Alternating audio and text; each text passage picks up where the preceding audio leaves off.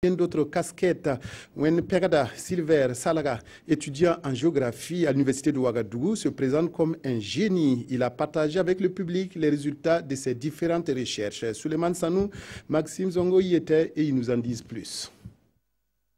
Aux âmes bien nées, la valeur n'attend point le nombre d'années. Un adage qui colle parfaitement à ce jeune homme qui, à 25 ans à peine, puisqu'il est né le 20 juin 1991, surprend par l'étendue des résultats de ses recherches. Ces trois découvertes, deux théories.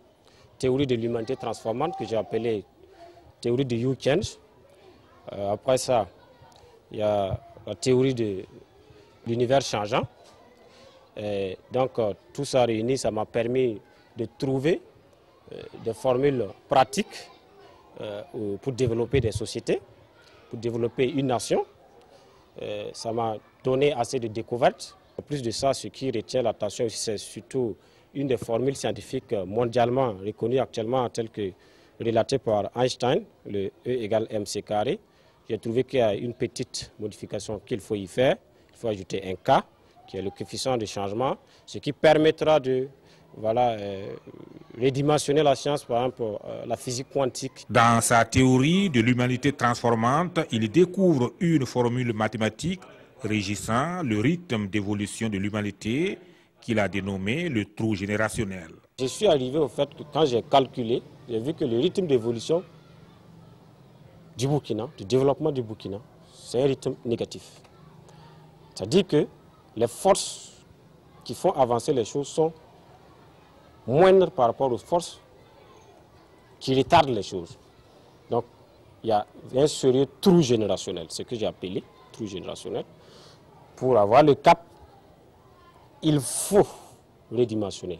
Le chemin le plus facile et le plus puissant pour développer un pays, Silver propose un développement factoriel.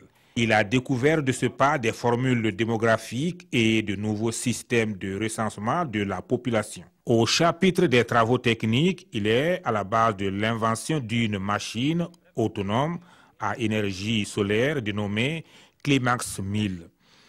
Son brevet d'invention est déposé auprès de l'OAPI, l'Organisation africaine de la propriété intellectuelle.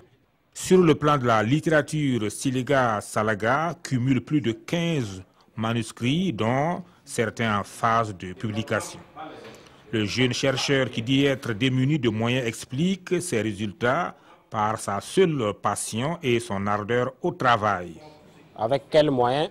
Pratiquement avec ma seule passion, de créer, d'innover à tout temps. Il n'y a pas eu de moyens de soutien comme ça.